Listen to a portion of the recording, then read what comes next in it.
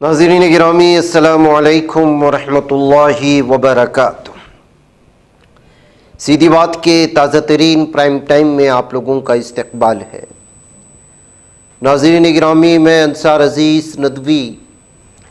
اس وقت آپ لوگوں کے سامنے کچھ اہم ترین خبروں پر تبصرہ کرنے جا رہا ہوں۔ ناظرین گرامی، وہی ہوا جس کا خدشہ تھا، جس کے امکانات تھے کہ ایران پر اور ایران کے ایٹمی ہتھیاروں کی جوہری پلانٹ پر اسرائیل نے بہت بری طرح سے حملہ کر دیا ہے، جس کا نتیجہ یہ نکلا ہے کہ اس میں کئی ایرانی فوج کے چیف آف اسٹاف، پاسداران انقلاب کے سربراہان اور اس سے بڑا نقصان 6 جوہری سائنسدان جاں بحق ہو چکے ہیں۔ اس میں اگر سب سے بڑا نقصان اگر کوئی آپ دیکھ سکتے ہیں تو وہ 6 جوہری سائنسدانوں کا ہے۔ سائنسدانوں کو بننے میں بہت لمبا وقت اور ایک عرصہ بیت جاتا ہے۔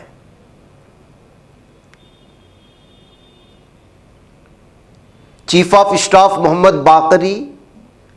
پاسداران انقلاب کے سربراہ حسین سلامی اور 100 سے زائد ڈرونز اور میزائلوں سے ایران نے اس کے جواب میں حملہ کرنے کی بات کہی ہے۔ اب اسرائیل پر جو حملہ کیا گیا، جس طرح کا دعویٰ ایران نے کیا ہے، اس سے اسرائیل میں خوف و دہشت کا ماحول تو بنا ہوا ہے، لیکن اس سلسلے میں وہاں پر کیا نقصان ہوا، اس کی تفصیلات سامنے نہیں آئی۔ ناظرین گرامی، اسرائیلی اخبار اسرائیل ٹائمز اور دیگر ذرائع کے مطابق اسرائیلی ڈیفنس فورسز نے 200 سے زائد جنگی طیاروں کی مدد سے ایران کے جوہری فوجی مواصلاتی ٹھکانوں پر 330 سے زیادہ بم گرائے۔ ان حملوں کا مقصد ایران کے دفاعی نظام، میزائل پروگرام اور کمانڈ اسٹرکچر کو کمزور کرنا بتایا گیا۔ ایران کی نیوز ایجنسی ہے تسنیم، اس کے مطابق ان حملوں میں مارے گئے ایرانی جوہری سائنسدانوں میں عبدالرحیم منوچہر، احمد رضا ذوالفقاری، سید امیر حسین فقیہی، مطلبی زادہ، مہدی تیرانچی اور فریدون عباسی وغیرہ شامل ہیں۔ یہ سب کے سب سائنسدان ایران کے جوہری پروگرام میں کلیدی کردار ادا کر رہے تھے، اور یہ نقصان دراصل ایران کے لیے سب سے بڑا نقصان ہے۔ اقوام متحدہ کے جوہری نگران ادارے IAEA نے ایک بیان میں کہا کہ ایرانی حکام نے انہیں اطلاع دی ہے کہ نتنز یورینیم افزودگی سائٹ پر تابکاری کی سطح میں کوئی اضافہ نہیں ہوا۔ ادارے کے مطابق بوشہر میں ایران کے واحد جوہری پلانٹ کو بھی کوئی نقصان نہیں پہنچا۔ مشرق وسطیٰ میں ناظرین گرامی، اس وقت اسرائیل کے درمیان اور ایران کے درمیان کشیدگی اپنے عروج پر ہے۔ 3 دن پہلے وارننگ دی گئی تھی، بلکہ وارننگ تو پہلے کئی مہینوں سے مل رہی تھی۔ میں یہ ساری تفصیلات تھیوری آپ کو سمجھاؤں گا، لیکن جو نقصانات ہوئے ہیں اور کہاں ایران چوک گیا ہے، اس کی کچھ تفصیلات ہم لوگ سمجھنے کی کوشش کرتے ہیں۔ ایران کے فضائی دفاعی نظام اسرائیل کے حملے کی حکمت عملی اور اس ناکامی کی وجوہات اگر دیکھا جائے تو دراصل ایران نے اگر اسرائیل کے اس وارننگ کے بعد اپنے دفاعی نظام کو، جو ان ہوائی طیاروں کو روکتے ہیں، ان نظام کو اس نے متحرک کر دیا ہے، چوکنا کر دیا ہے، تو پھر چوک کہاں ہوئی ہے؟ دراصل بتایا جاتا ہے کہ F-35 لڑاکا طیاروں کا اسرائیل نے استعمال کیا، جس کی وجہ سے جو اسٹیلتھ ٹیکنالوجی ہے وہ اس طیارے میں استعمال ہوا ہے، اور اس ٹیکنالوجی کی وجہ سے راڈار پر آنے والے طیاروں کو بآسانی پتہ نہیں لگایا جا سکتا، وہ غائب ہو جاتے ہیں، یا یہ ٹیکنالوجی اس طیارے کو غائب کر دیتی ہے، یا سامنے والے دفاعی سسٹم میں جو بھی ٹیکنالوجی استعمال ہوتی ہے دشمنوں کے طیاروں پر نظر رکھنے کی، وہ وہاں پر ناکام ہوتی ہے، دھوکہ کھا جاتی ہے۔ اور اس کے علاوہ F-35 طیاروں کی رفتار اور اونچائی کو تبدیل کرنے کی صلاحیت نے بھی ایران کے فضائی دفاع کو الجھا کر کے رکھ دیا، وہ سمجھ نہیں پائے۔ دوسرا، جو ظالم دہشت گرد اسرائیل نے ایران پر حملہ کرنے کے لیے جس ڈرون کو اور کروز میزائل کا استعمال کیا، وہ بہت ہی کم اونچائی پر اڑتے ہیں، جو ریڈار سے بچ کر کے اندرونی سطح سے حملہ کر دیتے ہیں۔ اس کی وجہ سے بھی یہ میزائل ایک ساتھ کئی سمتوں سے آ گئے، کہیں دائیں سے بائیں سے، یعنی کوئی حصہ نہیں چھوڑا گیا جہاں سے جو ہے بیک وقت اس پر حملہ نہیں کیا گیا، جس کا یہ نتیجہ ہوا کہ دفاعی نظام پر بہت زیادہ دباؤ پڑا ایران کے۔ وہ سمجھ نہیں پائے کہ کس کو روکے اور کس کو نہ روکے۔ ظاہر سی بات ہے کہ اگر تیروں کی بوچھار چاروں طرف سے ہو تو آپ کس تیر کو روک پائیں گے؟ کوئی نہ کوئی تیر تو آپ کو زخمی کرے گا۔ ایسی ہی صورتحال تھی جو ایران پر حملے ہوئے اسرائیل کی جانب سے، جس کا نتیجہ یہ نکلا کہ جو ہے ایک بہت بڑی تباہی مچی اور ایران کا فضائی نظام جو ہے وہ ٹھپ پڑ گیا اور اسرائیل حملہ کرنے میں کامیاب ہوا۔ یہ تھی یہ تفصیلات جو اب تک ہوئی، اور اس کے بعد جو ہے اس وقت ایران میں ماتم کا ماحول ہے، جوابی کارروائیاں ہوں گی، یہ بھی بات آ چکی ہے۔ جو لوگ جاں بحق ہو چکے ہیں، جنرل اسٹاف فوجیوں کی جتنے بھی ذمہ داران، ان کی ذمہ داری دوسرے جو بھی جنرل وہاں فوجی تھے اس کو جو ہے اپنا چکے ہیں، ان کی ذمہ داری لے چکے ہیں، اور اسرائیل کو بہت ہی کرارا دردناک جواب دینے کی بات کہی گئی ہے۔ اور اس کے فوری بعد سرخ جھنڈا قم کے اس علاقے میں، جس علاقے میں جو ہے بدلے کی کارروائی کے طور پر لہرایا جاتا ہے، اس کو لہرایا جا چکا ہے، اور وہاں کے صدر بھی اور سب لوگوں نے اس بات کو باقاعدہ کہہ دیا ہے کہ بہت بری طرح سے جو ہے اسرائیل کو اس کا جواب ملے گا۔ سوال یہ ہے ناظرین گرامی کہ ایران جیسا ملک، اور جس نے اپنی دفاعی نظام کو حد سے زیادہ مضبوط کر لیا ہے، جس کے سپورٹ میں رشیا بھی ہے اور ترکی بھی ہے اور مضبوط ترین ممالک ہیں، اس ملک پر اسرائیل حملہ کرنے کی ہمت کیسے جٹا پایا؟ ناظرین گرامی، دراصل یہ کہانی شروع ہوتی ہے غازہ پٹی پر حملہ کرنے کے بعد سے۔ گزشتہ 2 سالوں سے غازہ پٹی میں بچوں کو کھلونوں کی طرح تباہ کر کے قتل کر کے یہ درندے تمام کے تمام عرب ممالک، مسلم ممالک کی نفس کو چیک کر رہے تھے کہ ان کے صبر کا پیمانہ کہاں جا کر کے لبریز ہوتا ہے۔ لیکن مجھے افسوس کے ساتھ بتانا پڑے گا کہ اس وقت مسلم ممالک میں نہ دینی حمیت بچی ہے، نہ ایمانی حمیت بچی ہے، اور نہ ہی برادرانہ حمیت بچی ہے۔ چلیے مذہب کو چھوڑ دیتے ہیں، ایمان کو چھوڑ دیتے ہیں، اسلام کو چھوڑ دیتے ہیں، انسانی ہمدردی بھی نہیں بچی ہے۔ وجہ اس کی یہ ہے کہ عیاشیوں میں حد سے زیادہ مبتلا ہونا، اور دوسری اہم ترین وجہ یہ ہے کہ حکمرانی سے، اقتدار سے حد درجہ اور جنونی حد تک جو ہے محبت کرنا، اور چھوٹ جانے کے نتیجے میں اپنے عیاشیوں سے دستبردار ہونے کا ڈر ان کو یہاں تک لے آیا ہے کہ وہ معصوم بچوں کو ظالم صہیونی درندوں کے ہاتھوں بھوکے مرتے ہوئے دیکھ رہے ہیں، اور یہ سب کچھ 2 سال سے چل رہا ہے۔ یہاں تک کہ آپ اندازہ نہیں لگا سکتے کہ ظالم دہشت گرد صہیونی درندے عرب بچوں کو مارنے کے لیے عربوں کو چڑھاتے ہیں،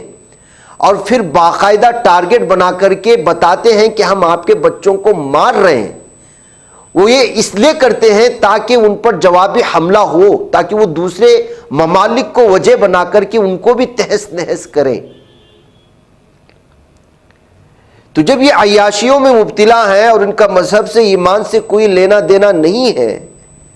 تو ایسی صورتحال میں جو امریکہ کی کٹ پتلی بن چکی ہے، اور امریکہ پوری طرح سے امریکہ کو ہتھیار دے رہا ہے کہ آپ مسلمانوں کو مارو، ان کے ممالک کو تباہ کرو، تو اس وقت اب تک چونکہ ایران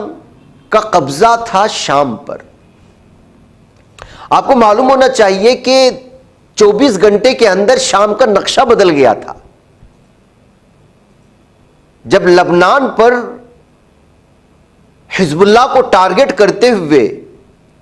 حسن نصر اللہ کو مارے جانے کے بعد بری طرح سے وہاں پر موجود سارے کے سارے ایرانی بیسز کو تباہ و برباد کر چکا تھا، تو اس کے لیے گولان کی پہاڑیوں پر قبضہ کرنا بہت ضروری تھا اسرائیل کے لیے، کیونکہ اگر وہ اسرائیل گولان کی پہاڑیوں سے آگے نہیں بڑھتا تو پھر وہ شام میں ایران کی موجود تمام کے تمام ایئر بیس کو تباہ و برباد نہیں کر سکتا تھا۔ اب چونکہ لبنان میں سارے کے سارے حزب اللہ کے یا پھر ایران سے سپورٹ کیے جانے والے وہ سارے کے سارے جو فوجی ایئر بیس تھے تباہ و برباد ہو چکے ہیں، اور یہ خطرہ ختم ہو چکا تھا کہ ایران کے اندر جو ہے وہ جنگی طیارے اسرائیل کے اندر داخل ہو سکتے ہیں ان بیس کا استعمال کرتے ہوئے، تو اس کے بعد اسرائیل نے کھلم کھلا یہ تیاری کرنا شروع کر چکا تھا کہ جو ہے ایران پر حملہ کرنے کے لیے شام اور لبنان پر قبضہ اور حزب اللہ پر قبضہ کرنا بہت ضروری ہے، اس کو تہس نہس کرنا بہت ضروری ہے۔ تو پھر یہ پوری تھیوری چل نکلتی ہے۔ غازہ کے پٹی کے معصوم مسلمانوں کو گزشتہ 2 سالوں سے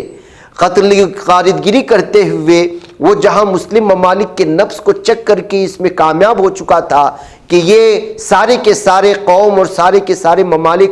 ہجڑے بن چکے ہیں، یہ ہمیں جواب نہیں دیں گے، تو وہ کنفرم کر چکا تھا، اس کی گلے کی ہڈی ایک ہی بنا ہوا تھا اور وہ ایران اور حزب اللہ۔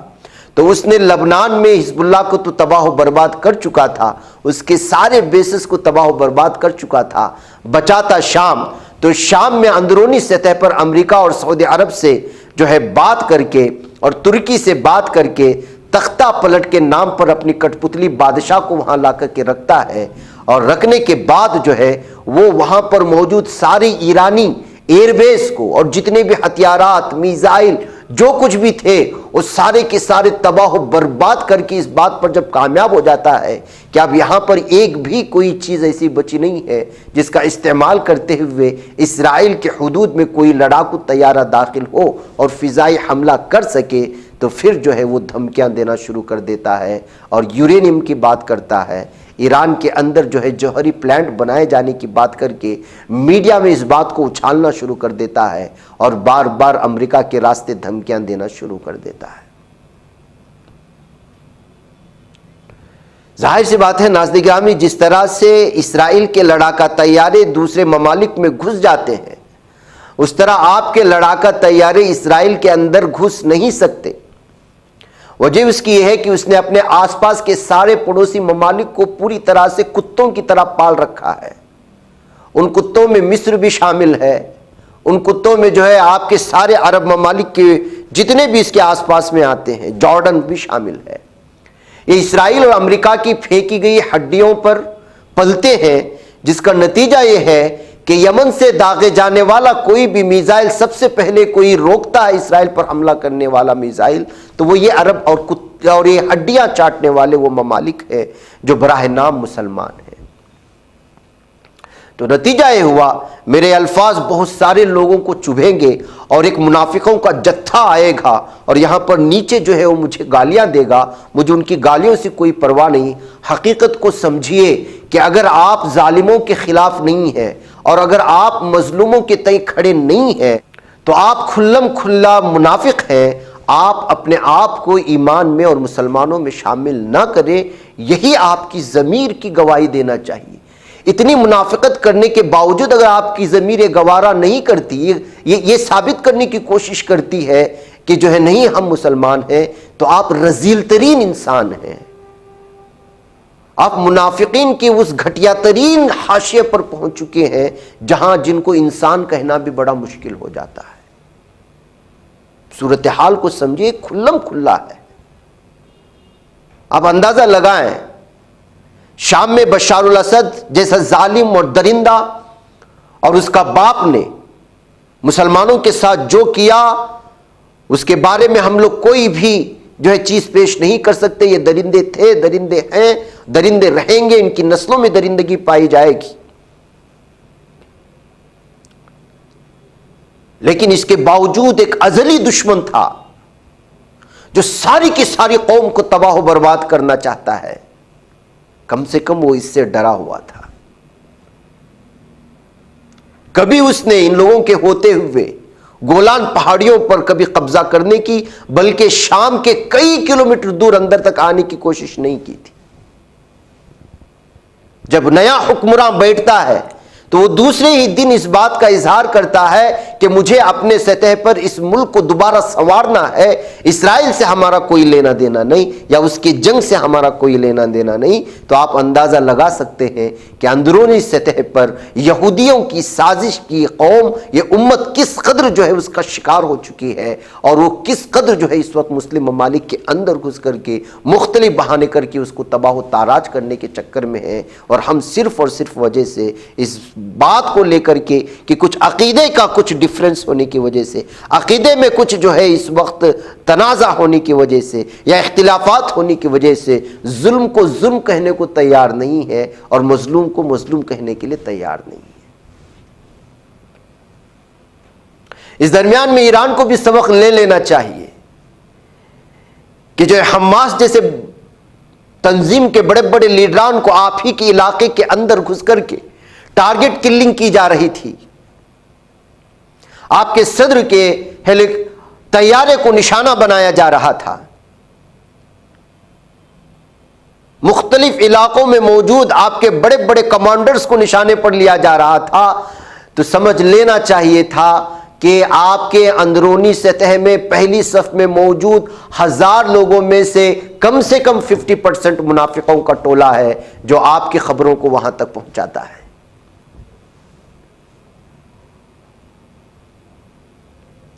حد سے زیادہ جاسوس اس وقت امریکہ اور اسرائیل کے پائے جاتے ہیں تو وہ مسلم ممالک میں پائے جاتے ہیں، اور کوئی مسلم ملک جو ہے وہ جو نیوکلیئر پاور بھی رکھتا ہو اور وہ دفاعی سسٹم بھی رکھتا ہے تو وہاں پر جاسوسوں کا ٹولہ اور بڑھا دیا جاتا، اور یہ جاسوس کوئی کسی اور قوم سے نہیں ہوتے، یہ اسی نسل سے ہوتے ہیں جو حرام کی اولاد ہوتے ہیں۔ مجھے اس لفظ کا استعمال کرنے میں بھی کوئی غلط یا مجھے برا اس وقت اس لیے نہیں لگ رہا ہے کہ بھلا وہ جن بچوں کو ذہن پر براہ راست ڈرون سے حملہ کر کے جن کے دماغ کی کھوپڑیوں کو ایسے اچھالتا ہے کہ ان کے ٹکڑے ہوا میں لہراتے ہیں اور دنیا کو لائف دکھاتا ہے وہ ظالم و درندہ، تو ظاہر سی بات ہے کہ اس غضبناک اور وحشتناک منظر کے سامنے ان لوگوں کو حرام کی اولاد کہنا کوئی بڑی بات نہیں ہے، جو مسلمانوں کے اندر رہ کر کے اس کی نسل میں پیدا ہو کر کے غیروں کے لیے کام کرتے ہیں، اور اس وقت پورے مسلم ممالک کو تباہی کے دہانے پر پہنچانے والی اسی منافقوں کی اولاد ہے۔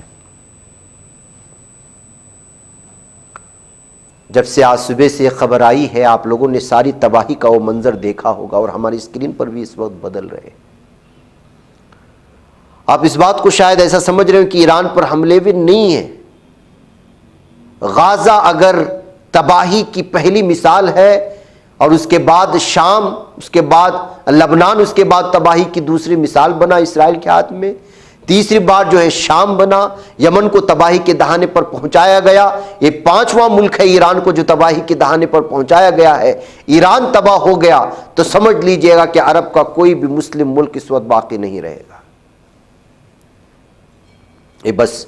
کچھ عرصے، کچھ مہینے، کچھ سالوں کی بات ہے، یہ سارے کا سارا خطہ تباہی کے دہانے پر پہنچ جائے گا اگر اس کو پوری طرح سے جواب نہیں دیا گیا، اسرائیل کو اگر پوری طرح سے اس نقشے سے مٹا نہیں دیا گیا۔